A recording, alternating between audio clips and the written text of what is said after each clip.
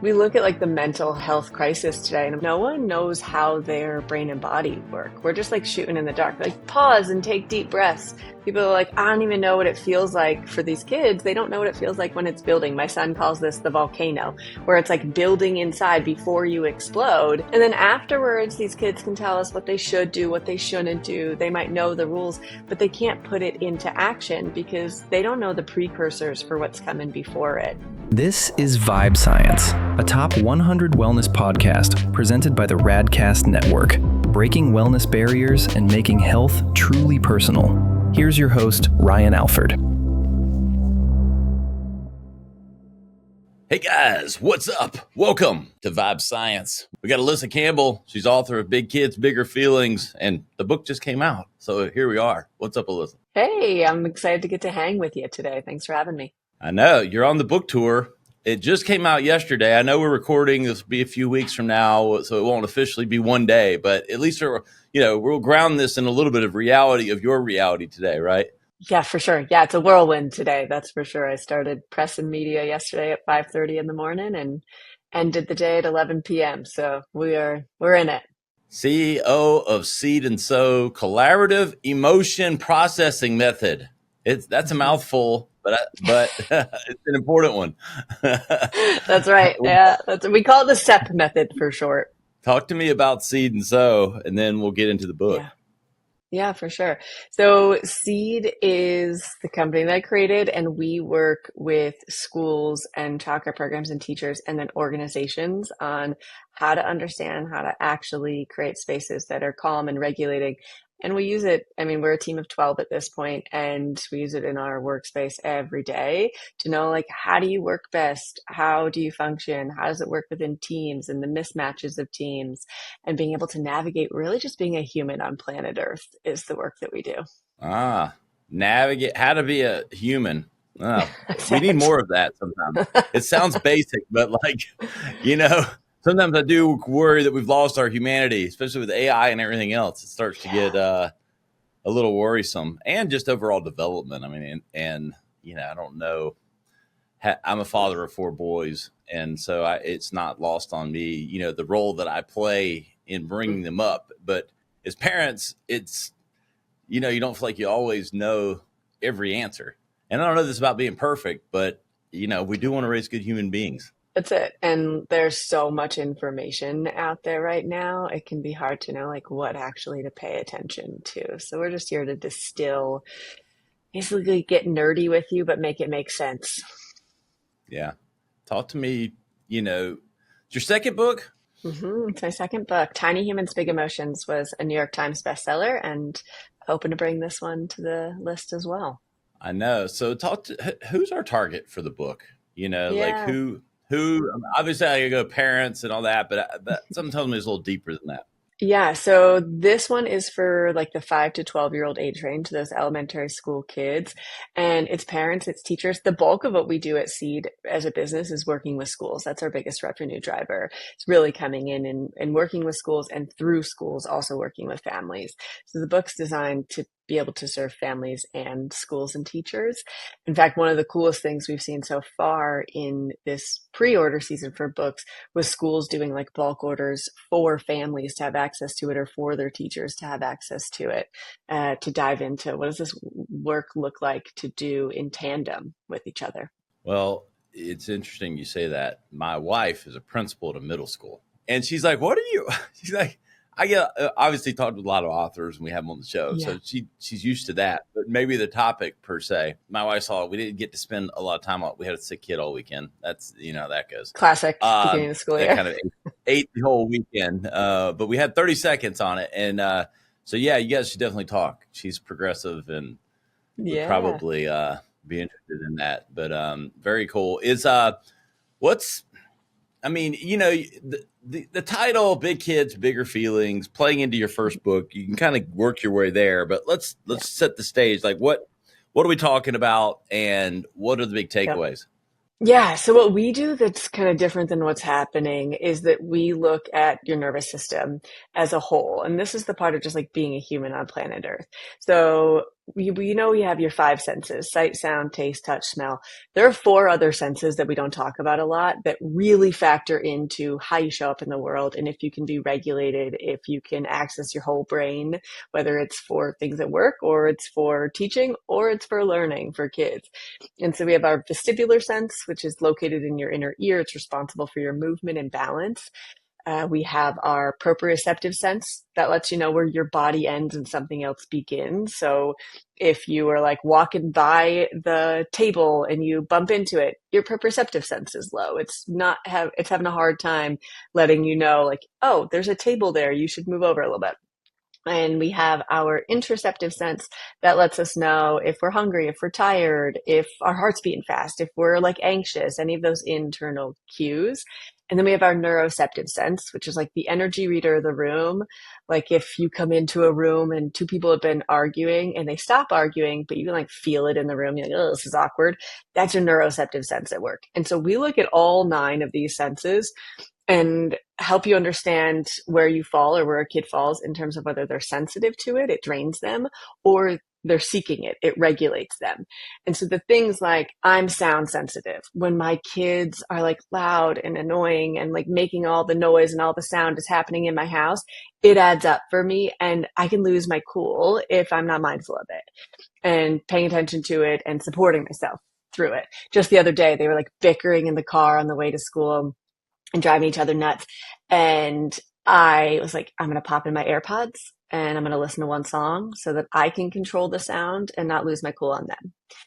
And so we're looking at these 9 senses and helping you understand, like, how does your nervous system work? What's going to drain you? What's going to recharge you? So that you know when you're getting drained, oh, here's what I have to do to recharge, because it's not one size fits all. This is a data 4. And this is stuff that's so overlooked. Like when we have a school that we work with that's high needs. They have, most of their kids are high poverty. A lot of them have at least one incarcerated parent, a number of homelessness situations going on. And we came into that school last year, and from Q1 to Q2, all we focused on was this nervous system, understanding each kid, putting systems in place for those needs to be met proactively throughout the day, not just like a kid is losing it and is dysregulated and then they're pulled out of a classroom and there's disciplinary action, not that reactive cycle, but proactively supporting it. And we saw a 60% reduction in behavior support calls from Q1 to Q2 just by doing that. And so when we're looking at this, we're looking first and foremost at how do we really set you up for success throughout the day? That's interesting. That's, I'm sitting here thinking about my wife. I mean, she comes home and has the stories, to tell, like it's, and, like she deals with a lot of that poverty and other things like that, there's a lot of variables that play into maybe the misbehavior, but it doesn't change the fact that it's happening. And it blows my mind, Alyssa, like along the same lines. I don't want to get the education system. Totally. We don't have enough time for that. We need 3 hours for that one. Maybe 3 days. I'll come back, Ryan. We can hang on for 3 days. Yeah. Yes. But it's like, no, it's crazy. There's so many advancements. There's smart people like you, companies like yours. We have so much information now that's changed, and arming our teachers, arming our parents, and getting knowledge and turning knowledge into action, into change that then has an impact on our children is like, is there anything more important? It's huge. I don't think there is. No, and it's so huge. We look at like the mental health crisis today, and I'm like, yeah, no one knows how their brain and body work. We're just like shooting in the dark. Like, pause and take deep breaths. People are like, I don't even know what it feels like for these kids. They don't know what it feels like when it's building. My son calls this the volcano, where it's like building inside before you explode. And then afterwards, these kids can tell us what they should do, what they shouldn't do. They might know the rules, but they can't put it into action because they don't know the precursors for what's coming before it. They don't know what that kind of volcano as it's building feels like. And you're right, there are so many factors that are also coming into play, like the homelessness or poverty and how that's factoring into even how they're showing up at school or in everyday life. And so we get to come in and be the detectives and help create that And one of the things we as a business created was a lot of schools have like a behavior tracker where they kind of track kids' behaviors. And really, we use it predominantly for disciplinary action to see, like, oh, this kid's had X number of behavior support calls. They're going to get whatever the disciplinary action is in correlation to the policy. And we came in and said, how about we actually use that information to change behavior? And so we paired up with the kids. We have everyone's nervous system, like regulation questionnaire information that lets us know how their brain and body work.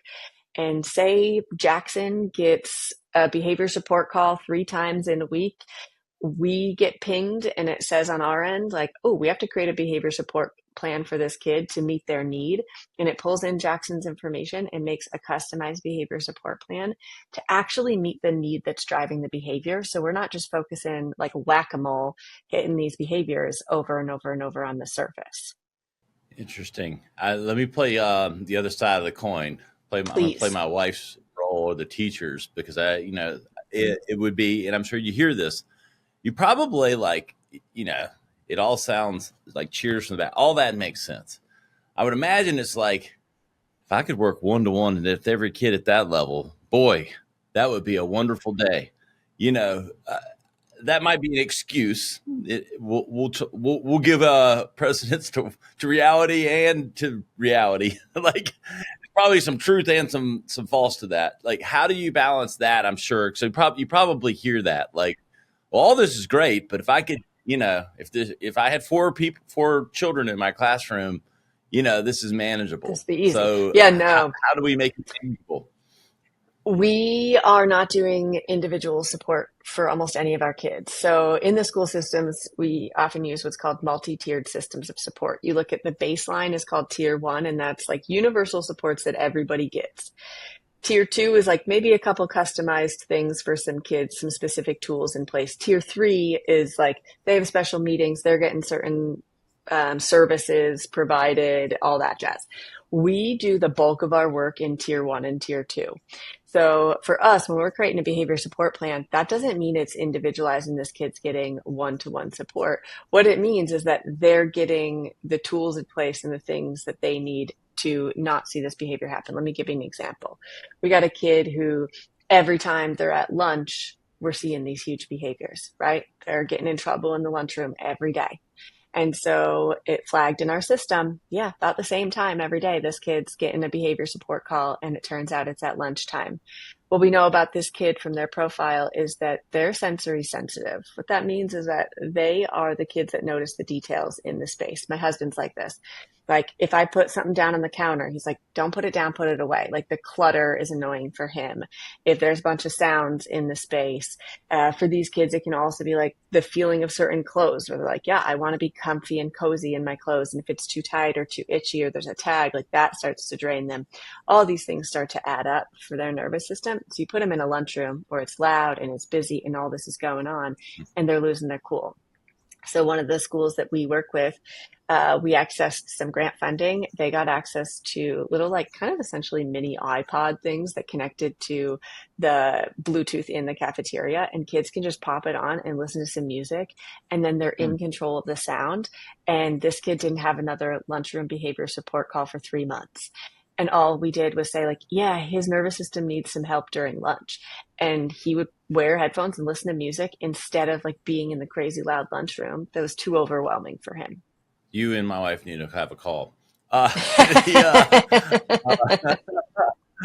validating that, if nothing else. Talking with Alyssa Campbell, author of Big Kids, Bigger Feelings.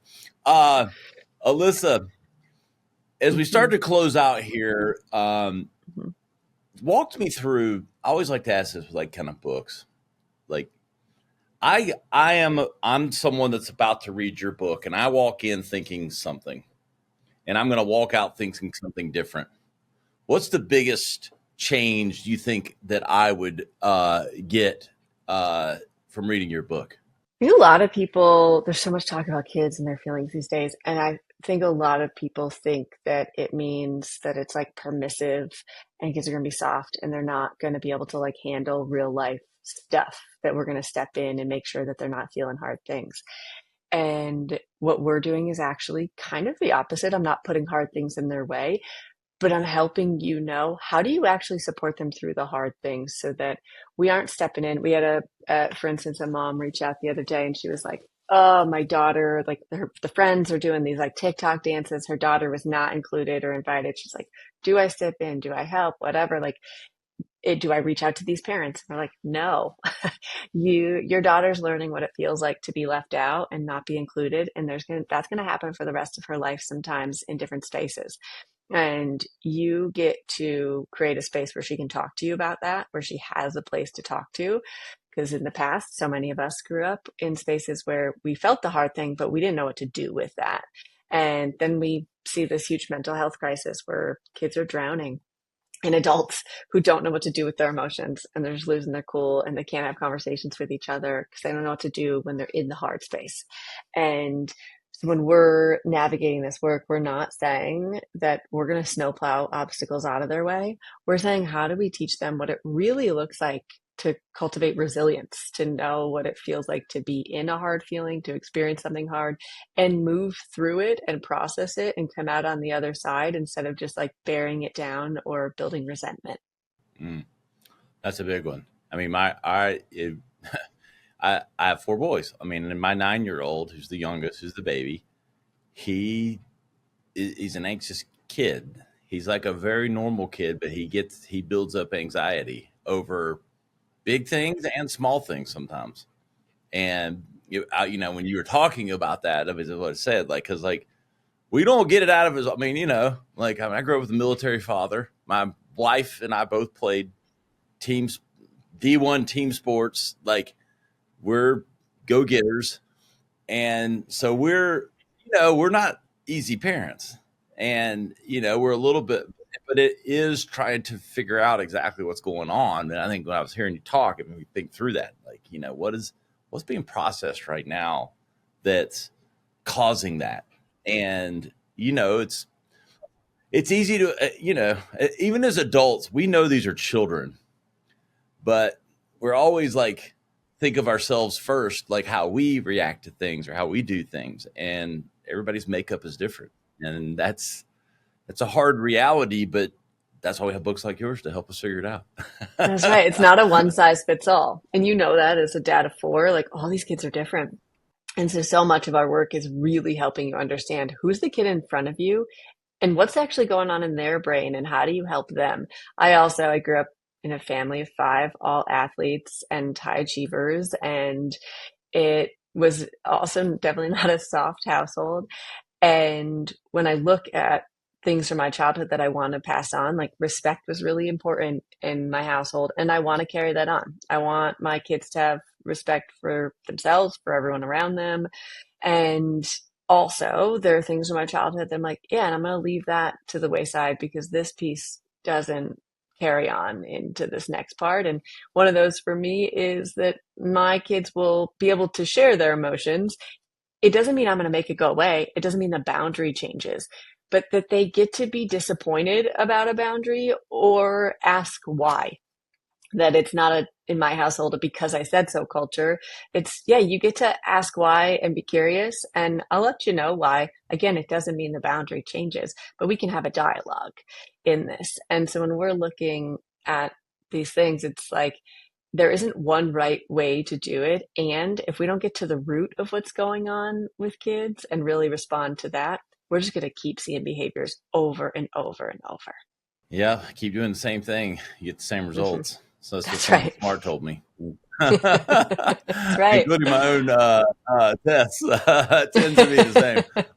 Where can everybody find the book and learn more about what you're doing with Seed and Sow? Yeah, we're at seedandsow.org is kind of our mothership. And the book is wherever books are sold. It's published with HarperCollins. So anywhere you get a book. And I read the audiobook for big kids and then for tiny humans as well. Yeah, go snag that bad boy. Hey, it's an important topic, and I appreciate the work that you're doing. It makes a difference. Thank you. Thanks for shining the light on it. Of course. You know where to find us, ryanisright.com. We're going to sign up that meeting with Alyssa and my wife, if nothing else. But look, get out there, get big kids, bigger feelings.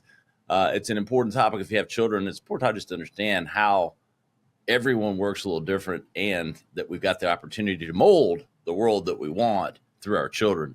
We'll see you next time on Vibe Science. Content discussed on this show is provided for reference and educational purposes. The content is not an attempt to practice medicine or provide specific medical advice. Always consult your personal physician for medical advice and proper diagnosis. Thanks for listening. This is Vibe Science. To learn more or watch full episodes, visit vibesciencepodcast.com. Here's to discovering your highest vibe.